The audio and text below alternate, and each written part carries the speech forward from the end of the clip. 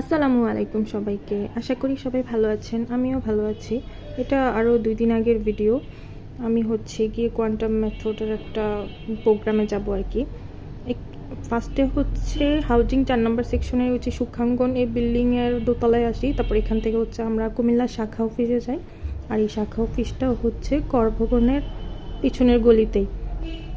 আর এখন অনেকে বলতে পারবেন যে মেডিটেশন কি। মেডিটেশন ধ্যান করা, নিজের জন্য কয়েকটা মিনিট বা কয়েক ঘন্টা সময় ব্যয় করা, 1 ঘন্টা সময় ব্যয় করা, এই আর কি। আর কোয়ান্টাম মেথডের যিনি প্রতিষ্ঠাতা শহীদ আল বুখারি, উনি আজকে লাইভে কিছু আলোচনা করবে, তো আমরা এগুলো বসে বসে শুনবো আর কি। আমার সাথে আমার একটা খালামুনিও আসছে, উনি আমাদের এলাকারই, হাউজিংয়ের এলাকারই।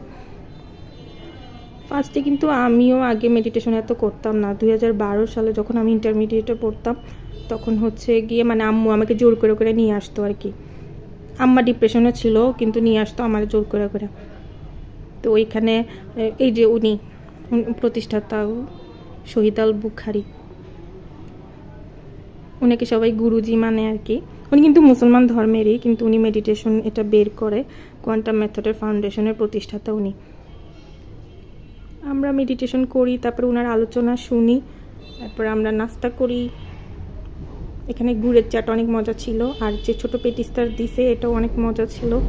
মনে মনে চিন্তা করতেছিলাম আরেকটা পেটিস দিলে ভালোই, তো একটাতে আমার পেট ভরে নেই। আর কোয়ান্টাম মেথডের এই ফাউন্ডেশনে অনেক ভালো ভালো কাজ করে, যেমন স্বেচ্ছাসেবী যত ধরনের কাজ আছে সব কাজগুলো করে আর কি।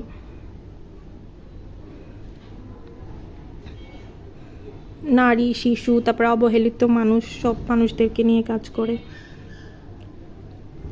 আবার অনেকে মনে করবেন যে মেডিটেশন পাগল মানুষে করে। পাগল মানুষে করে না, অনেক সুস্থ সবল মানুষও কিন্তু মেডিটেশন করে। তারপরে তো প্রোগ্রাম শেষ হওয়ার পরে আমার জামাই আমাকে বাসায় নিয়ে আসে।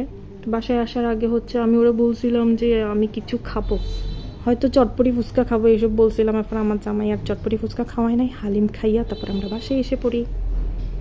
এই তো, আল্লাহ হাফিজ।